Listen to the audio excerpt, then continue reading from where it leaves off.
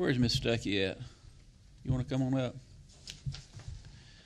First of all, we're going to be taking up House Bill 1412, and I'm going to ask Miss Stuckey if she'll tell us a little bit about her department in government, working with the governor's office, and a little bit about your who you are and what you do, and then explain the legislation.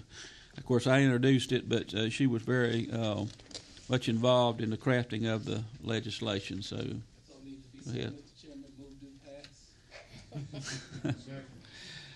We got a motion do pass by Representative Mitchell, a second by Representative Lackley. We'll let Jill make her presentation, and but Mr. Recorder, go ahead and put those down as a motion and a second. Thank you, Mr. Chairman, members of the committee. Appreciate your time today. And excuse my voice, I've had a pretty bad cold for a while now. This bill came out of a study committee that was started a few years back, Joint House Study and Senate Study Committee.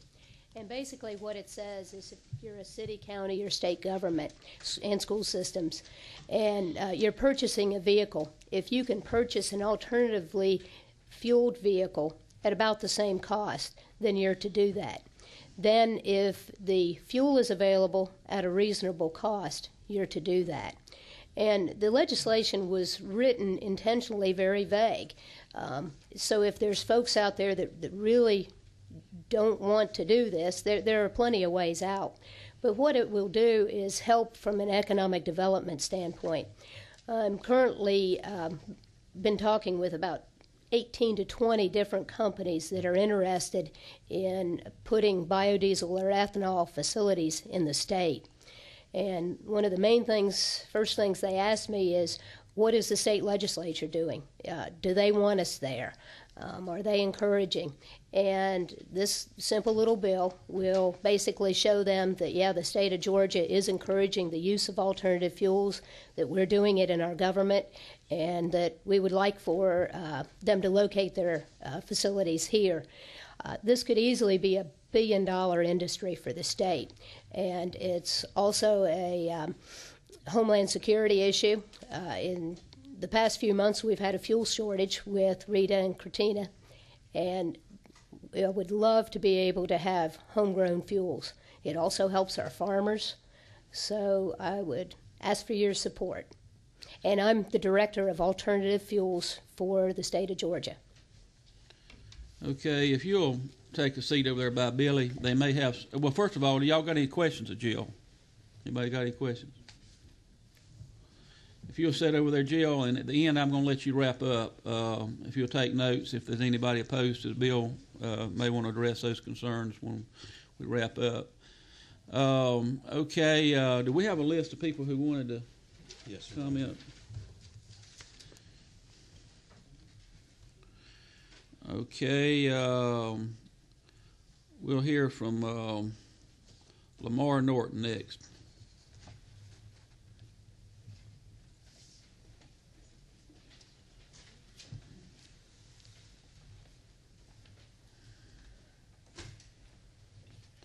Lamar, tell them about who all you represent. I think they all know, but GMA and... Thank you, Mr. Chairman. Lamar Norton, I represent the Georgia Municipal Association, 502 cities across the state. I appreciate the opportunity to get to speak on behalf of 1412. I chased economic development projects for 32 years in another career, and this bill lends itself well to what we tried to create over the years, is creating jobs across the state, creating opportunities for new fuels, hopefully cleaner burning fuels. Gasoline and petroleum have served us well over the years, but if we don't start something now, we'll forever be dependent upon those fossil fuel products. And we feel like we've got some great crops in Georgia that could benefit from this. We think there's opportunity to grow and to create a booming business within the state, so that we're not dependent upon other countries and a fuel supply that could exhaust itself in some uncertain term that would be detrimental to the defense and welfare of this country. So we're very much in support of this, and I see where cities could benefit from it tremendously. We appreciate the opportunity. I'll try to answer any questions. Any questions of Lamar? Okay, next, you, Roger Mr. Lane. Can I ask you a question? Yeah, I'm sorry, they got a question. Go ahead. One question, and that is, What number are you? 12, 12, okay. if we pass this legislation, what is the likelihood that that cities will begin to start using? I think the probability is pretty keen. They talk to us a lot, Representative Dukes, about what are we going to do in the future? How do we cut costs? Can we improve upon the vehicles that we've got? Are they going to be more efficient? And they're trying to do that with gasoline engines. Given an opportunity to do something with a different technology, I think you'll see our cities envelop that as best they can as far as cost constraints, within cost constraints.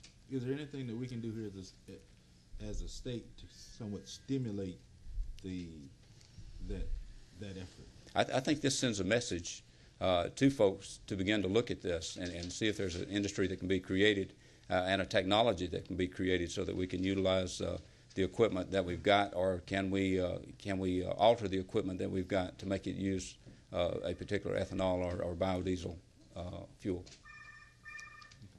Thank you, sir. Any other question? Okay, thank you. Roger? Mr. Chairman, I'm Roger Lane, President, Georgia Oilmen's Association. I've never worked for the railroad, but I think I recognize a train that's on track. I'll be extremely brief. The Georgia Oilmen's Association made up 250 small independent gasoline marketers throughout the state. We think your intentions are good and laudable. We've got a problem with the word shall. We were in the Agriculture Committee this morning arguing over what the definition of biodiesel was or should be. Now this afternoon we're in here mandating that people use biodiesel at a reasonable or similar cost. What is reasonable availability? I don't know what that is. It sounds like something lawyers would have a good time defining for us. And at a similar cost. What's the cost tied to? The wholesale rack, spot market, etc. Again, I see the train's coming.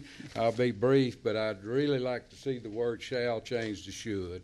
If you'll get with me after it gets out of committee, we'll talk with you and see if we can make any accommodations to you. Be glad to work with you. Okay. Next is Clint Thompson.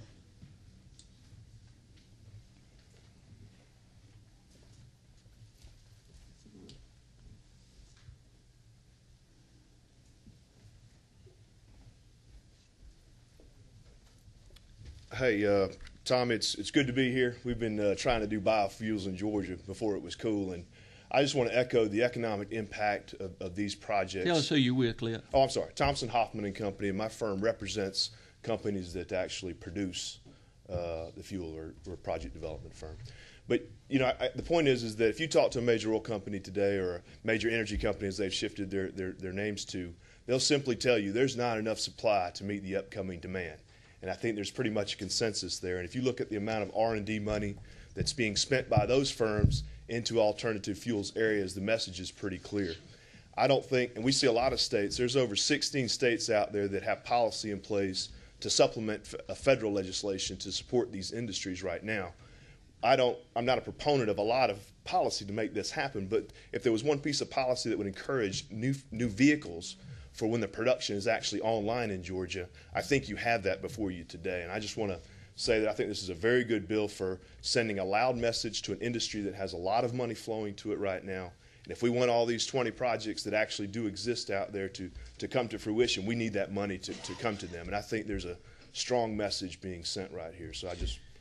From what research I've done, it seems that you need this legislation in order to lure industry into Georgia. This would be an incentive for them to come here, and other states have done that, and we need to keep up with the other states, is what I have been told. Could you address that? Yeah, I think everybody tries to mock Minnesota. Clearly over $1 billion industry there today, and they're increasing their renewable fuel standard levels that they have.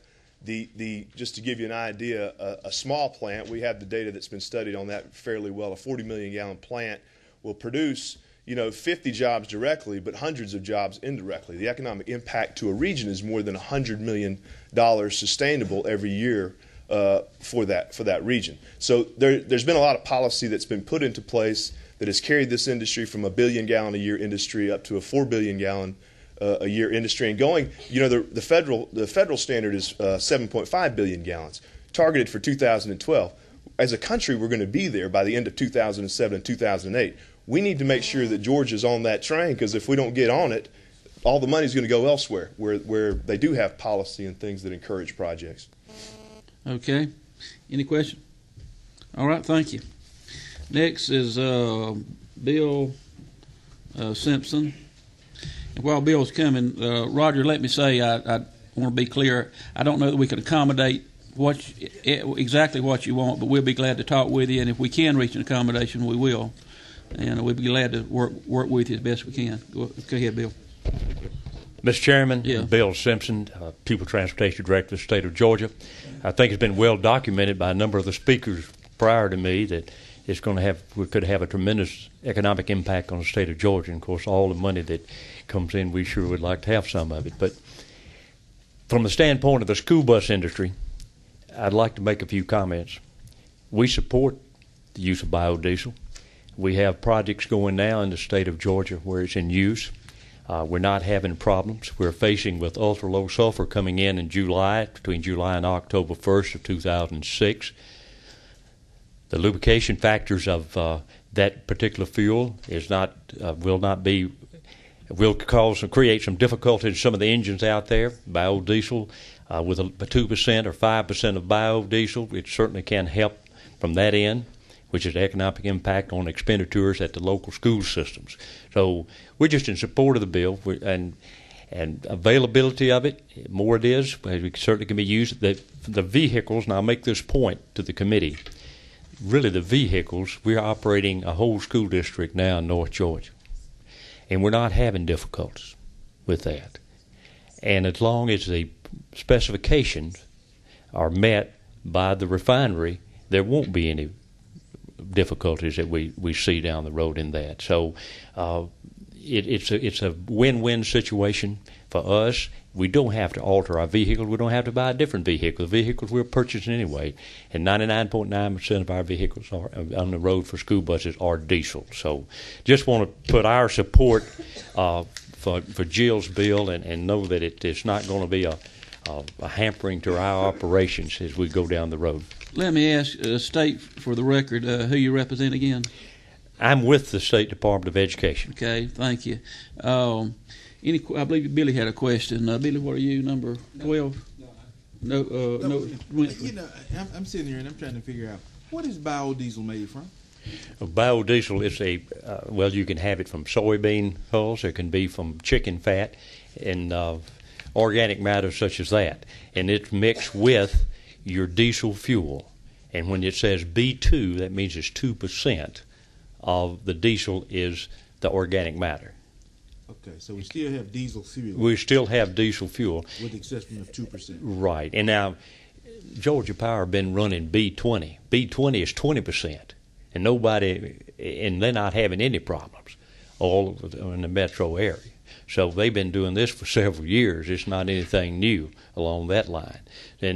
But our district that is using it kind of as a kind of a trial run up in Floyd County is not experiencing difficulty at all and with that. But you can go between 2% and 20%. The engine manufacturers somewhat like for you to stay around between 2 and 5 because they don't know what the impact is down the road, but it has not been any impact this time. Can the school buses, most of them in the state, operate this fuel now without any accommodations? And Mr. Chairman, may I make a point to that? When we get ultra-low sulfur, which is a mandate nationwide, it's made for the engines that are produced in 07. All the other engines over the 14 to 15 years of buses out there, diesel, are not the same type of engines, but they can run the ultra-low sulfur. You don't have as much lubrication to the new ultra-low sulfur as you did to the low sulfur that you're now running in diesel engines. And we have 5 school districts at the present time running the ultra-low as a test pattern, and they've had some ring and seal problems where they've had some maintenance difficulties. When you add the bio to your ultra-low sulfur, then you're getting the lubrication that you need out of that thing. So it will help along that line also. So it's really a win-win for us. Thank you. Okay. Any other questions? You had the Vice Chairman had a question of you. Come on back, if you will, Bill. Yes, sir. Sir, am I correct in understanding that you have a firm in Rome, Georgia, that does manufacture biodiesel? There's one in Rome. I think it's one in Rome, and a distributor in South Georgia, and oh, he's about to. Okay. Okay. I don't know who the. We'll hear from him in a few minutes. Thank you. Okay. Is there anybody? We got about 3 or 4 more speakers, but anybody here opposed to the legislation that has not spoke yet? Is nobody? Is there any legislators out there that I'm not seeing? Any legislators not on the committee, I mean. Okay, well, I had 1 or 2 wanted to speak. They were going to come by, and I told them what time they were here. We'd let them come on up because they had other meetings to go to. Next is Randy Queen.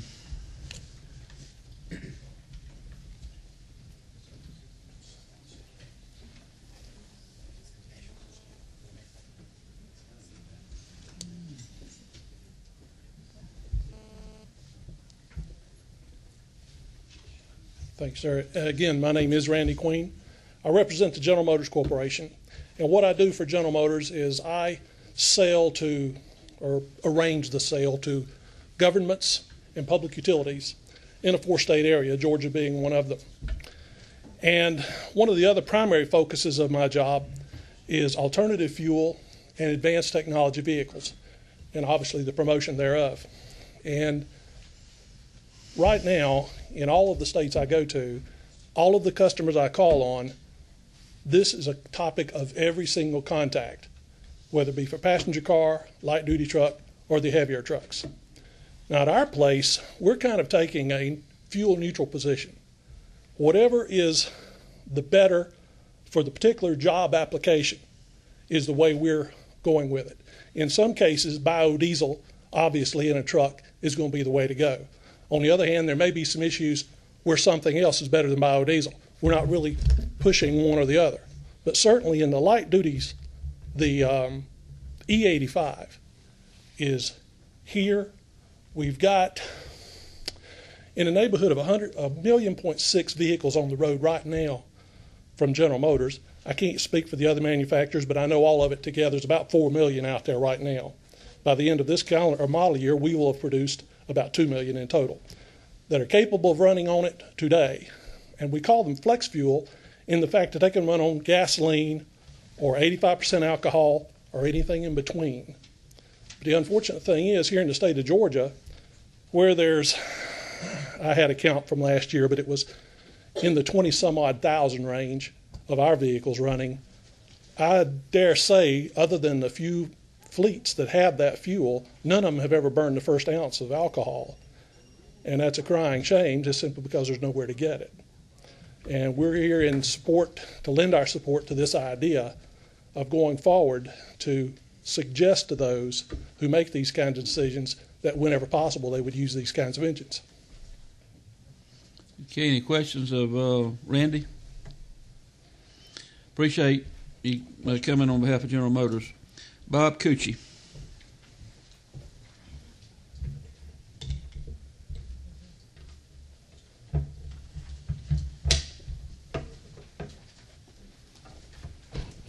Mr. Chairman, members of the committee, I'm Bob Cucci. I'm the Governmental Affairs Director for Ford Motor Company here in Atlanta. And I was asked to come just for a moment and talk a little bit about advanced technology vehicles also. I'm not going to be redundant in terms of what some of the other folks have said and hopefully not take up any of your time. Ford has put about 1.5 million ethanol-capable vehicles on the American road today within the last decade. And our goal is to produce at least 250,000 of these new vehicles in '06. One thing that hasn't been mentioned is that most of the vehicles today, at least the Ford vehicles, can run up until 10% ethanol. So most of the vehicles are capable of that already. But when you go to an E85 version, you do have to make some changes. We're going to be offering four models. I don't want this to be a sales promotion, but just so you know that there'll be other new vehicles coming online in '06 for us, including the F-150, the Ford Crown Victoria, the Mercury Grand Marquis, and the Lincoln Town Car. They will have the E85 option, so in fact, they can run on almost all ethanol. Let me say, if you need any volunteers for this demonstrator models, I'm sure some of our members will be glad to accommodate you on that. We always have a trailer parked out in the back, just in case. Thank you, though.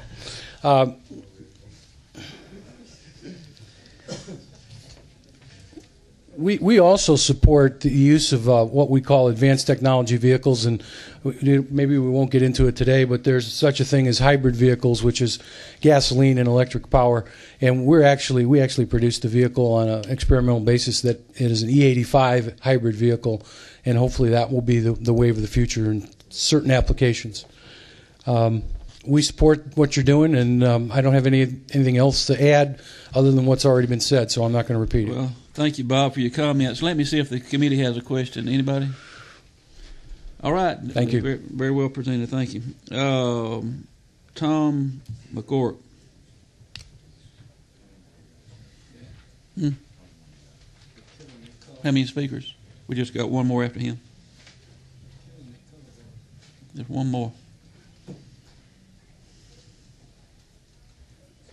Thank you, Mr. Chairman, committee. My name is Tom McGurk. I'm with U.S. Biofuels in Rome, Georgia, and we produce biodiesel, and we've been producing biodiesel for about 2 years right now, and we use primarily poultry fat from renderers here in Georgia and soybean oil, although biodiesel can be produced from a variety of other agricultural crops such as cottonseed oil, safflower oil, sunflower oil, peanut oil. We would like to see more of our production be used in Rome and throughout the state. Most of our production right now is shipped to other parts of the country, and we're looking to export to Europe, but we would like to see this bill generate more interest in Georgia.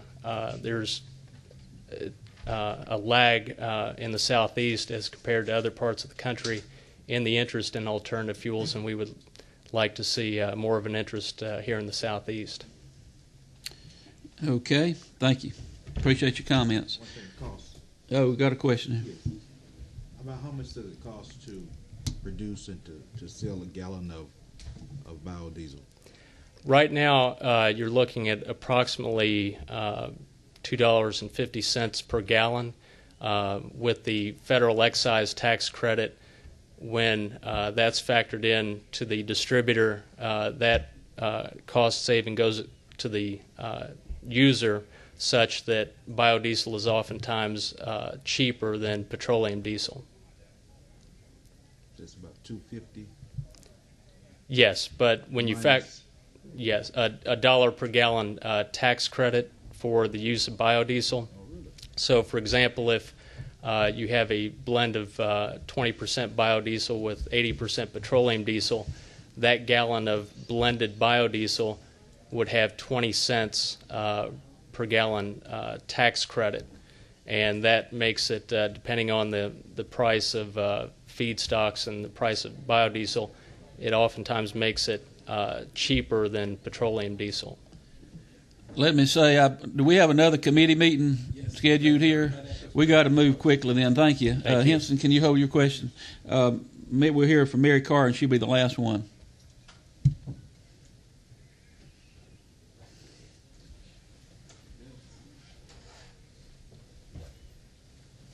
Hello, I'm Mary Carr with the Southern Alliance for Clean Energy, and I'll just make this short. I'll just reiterate the fact that we support this bill, and mainly one reason we support it is because it's a cleaner burning fuel. It has a lot of emissions benefits, so we support the bill. Okay, thank you. We got a motion and a second. Is there any discussion, Mr. Lackley? What number are you? I'm number 7. Okay. Mr. Chairman, I'm going to withdraw my motion for sake of discussion. I'm going to withdraw the second for the sake of discussion. Okay. I support the bill and the concept completely. And if you want me to continue with the discussion or... That's fine. We got a motion. Billy made a motion to the second by Representative Dukes. Any further discussion? Actually, Mr. Chair. What number are you? I'm number 2. Glad to be able to discuss this. I think Mr. Lane brings some great experience to this conversation, and always am welcome to hear what he has to say on these kinds of issues. I am a supporter of this, but certainly am always willing to hear what Mr. Lane has to say. Glad that you'll be getting with him subsequent to what this committee does to work out any issues. Well, we'll be glad to meet with Mr. Lane and have further discussions with him. Yeah, Dan. What number are you? Number 7. Yeah, you're on. I don't know that it would be necessary really to meet with them later. I think shall. I have some difficulty with the shall portion of this bill as opposed to may. And I'm not going to be obstinate about it, but I would feel a lot more comfortable saying the district may as opposed to shall, because that's a mandate. That's telling the district after January 1st, 2007, they are going to do it, whether they like it or not, whether we're up to snuff, whether we got enough corn, or whether we have enough other product, chicken fat or whatever, to give them the product they need to run these vehicles. That's of a concern. And the second concern that Mr. Lane brought up, reasonable, available at a cost similar to that of conventional fuel, that is scary to me. And I'll close by saying I'm going to support the bill, but those two things do concern me, and I don't think we need to meet with them afterwards if there's support on the committee right now to amend it to say may use clean. So, and that would clean up any having to get together with anybody if there's no objection by anyone. Well, I think the bill already has a number of ways they can opt out of it without putting that language in. It would weaken the bill considerably to do that. Jill, would you address that? Go back to the witness stand. But whatever the committee does, you'll have an opportunity to make that as an amendment if you want to. I would object to it, but you can still make it. Right. There are quite a few holes in it already. I wouldn't have any objection if we could still get it done this session. I think we're running up against rules, so that's a concern to me. And that's why we put the vague language on there, so people would have an out in case they needed to or felt like they didn't want to comply. That's why we wrote that in there. And I do want to add, too, the governor just mandated the state use alternative fuels. He put it through an executive order today, and that's in your thing. So the state has to do it anyway. Let me say that Dan, I'm going to object to your amendment. Of course, the committee can pass if they choose, but let me say on top of that, it may be something we can work out. But I think if we pass it out that way, it doesn't give me any bargaining, anything to bargain with the petroleum folks. Maybe if we leave it like it is and we agree to say may, they might come on board and help us. So I'd like to have that as a bargaining chip if the committee could see fit to do it. But again, that's up to the committee. Yeah. If I may respond, I've yet to offer an amendment. I just wanted to give it a little discussion. I'm not interested in coming to loggerheads with the chairman or any other member of the committee. I just feel a little strong about mandates, and that comes from being a city councilman and county commissioner over the years, where you're told what you have to do, and that carries over into boards of education and other people. So I'm not offered an amendment. I don't intend to, because I see there's some resistance. We'll certainly, and I'll talk with any of the members of the committee that has concern. I'll be glad to talk with y'all before we go before the Rules Committee to make sure we're all on the same page. Jill, Billy, you got something? Yeah, I share Representative Lackley's concerned about mandates as well. Perhaps that's the city council thing. Maybe my experience of the city council gets me that. But Mr. Chair, if you will, I'm going to ask that we move on my motion. I happen to know Mr. Lane and the chair to be honorable folk, and I think it could be best served if we just moved on with the motion as put forward thus far in the committee. So your motion is do pass. Yes, it is. We got a second on it. On the committee sub, yeah. On the do pass on the committee sub. That's before you. Any further discussion? All those in favor say aye. Aye. All opposed? Thank you. Thank you. Okay, one last thing. I'm going to ask the Vice Chairman here if he'll go to present his legislation. We've got one more bill. I don't think that'll take but just a minute. Robert Highsmith, are you here? Did you want Robert to explain, or do you want to explain it, Mr. Vice? All right, Robert, just be real brief about it. I don't think you got any real opposition here to it, so just take a couple of minutes, and then we'll get out of here for that other committee. Thank you, Mr. Chairman. I'm Robert Highsmith with Island and Knight. House Bill 1462 does one simple thing. It applies only to cities that have, by ordinance, created a scheme of taxicab regulation whereby the number of taxicabs are capped. There are very few municipalities or cities or counties that have actually done that. The ones of which I am aware have expressed neutrality on the bill, so that there's not opposition. Because these licenses that some cities issue on taxicabs can become valuable, it becomes necessary to make sure that you don't flood the market with the number of these licenses without going slow, or at least making a showing that value won't be diminished to the detriment of lenders or to insurers that are relying on that asset value. This bill protects against that. We're very grateful to the chairman for hearing it, to the vice chairman and others for sponsoring it, and we urge the committee recommend that the bill do pass. Okay, number 12's got a light on. What is that? What are you, number? I'm number 12. You're number 12, yeah. So what you're saying is that you want to be able to pass legislation so you can restrict the number of people who can go into the business as a license? No, sir. Taxicab on. No, sir. No, sir. Thank you. It only applies to cities that have already done that. City of Atlanta, for instance, has done that, has capped the number of licenses. Now, they haven't issued them all, so if you were to go and want to get one, you could still get one. But they, by ordinance, have capped their number of licenses at 1,600. What this says is that having done that, you can only increase them by 10%, the number of licenses by 10% in a year, without making a showing in this. It's in subsection C that it won't result in the diminution of value of the existing licenses. So they can increase it beyond 10%. They just have to make the showing that's in subsection C. So if a city wants to increase the number of people that they want to allow to have taxicab, then they have to go to a body. What body is this? All they have to do is certify. There's no body. They have to just certify themselves. But you said they have to convince someone that this is. Say it again. No, sir. Only on. Where are you reading that? I'm on page 2, line 12, 11 and 12. If they're going to do it by more than they can do it by 10% without doing anything. If they can do it by more than 10%, all they have to do is certify, and all that is just they have to just execute a certification. Doesn't have to be to anybody. Don't have to get anybody's permission. A certification that anticipated increased ridership justifies it, and that it won't result in low quality service, diminution in the insured state of the vehicles, or devaluation of the existing licensees. And the reason for that, I'm sorry. Yeah, but you're saying they have to justify that there will be an increased ridership. They have to certify that they have to do that, but they don't have to go to a court or to an administrative body. They just have to certify. That's if they go over 10%. Is that right? And even that only applies if they go over 10%, Representative.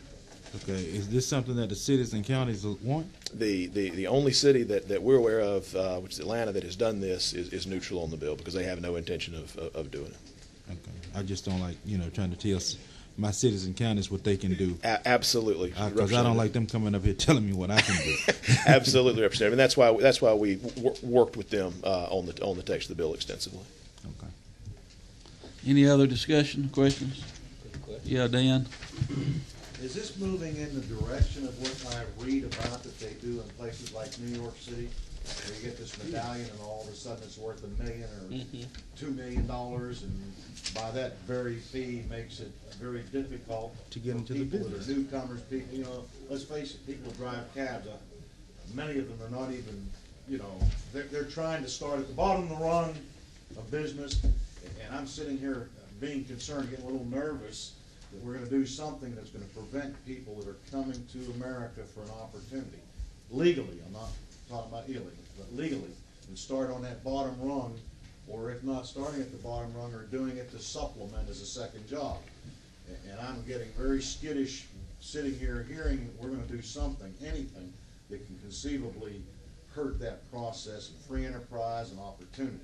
And that's my concern. Yeah, if I may respond very briefly, Mr. Chairman, absolutely, Representative Lackley, that is understandable. This bill does not do that.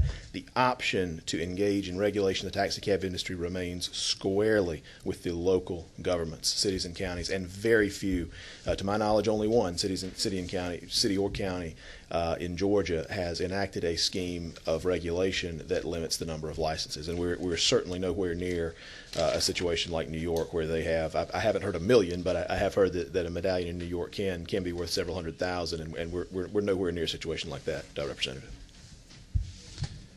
Okay, any further discussion? What's the pleasure of the committee? You got some discussion here? Oh, what number are you, 8? Who was bringing this for? The reason that I represent Yellow Cab of Georgia is a taxi cab company is my client, but the reason that this is needed is that medallions not of value in the type that Representative Lackley was talking about, but they do have some value, and they've been used because of that value to capitalize insurance companies, and they've been used to serve as collateral for loans. If there were, and again, there's no suggestion that anyone's going to do this now, but we're talking about something potentially in the future. If there were to be, a double, let's say you were to double the number of licenses immediately, several insurance companies would be put into statutory insolvency because the value of their capital reserve would be significantly diminished, and lots of loans would go into technical default because the value of the collateral on which the loan was based would plummet. It'd be just like if you loaned, if you borrowed money on a house and all of a sudden the house was only worth half of what it was, then you'd be in technical default on that loan. And all this does is make sure that if we're going to increase the number, you can still increase by 10% without doing anything, and by more than 10% merely by certifying that you've taken a look at it and certified that there won't be a significant diminution in that value.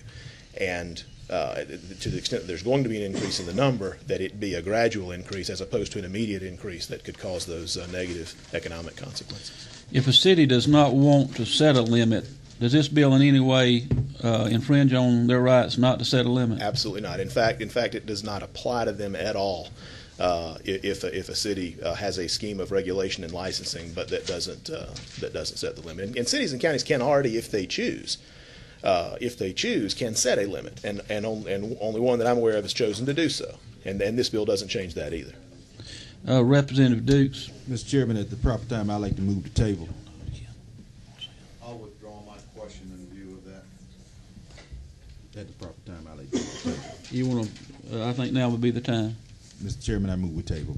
Second. Got a motion and a second that we table. Any further discussion or any other motions?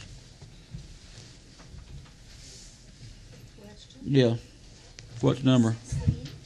Huh? 16. Okay. How will this affect DeKalb County? It shouldn't affect DeKalb County at all, Representative.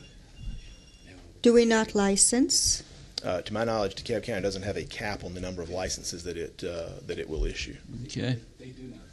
When do? Thank you. All right, we got a motion to table. Is there any other discussion? Okay, all in favor of the motion to table, raise your hand. 1, 2, 3, 4, 5, 6. All opposed? 1, 2. The motion to table carries. Thank you, Mr. Chairman. Meeting adjourned. Thank you.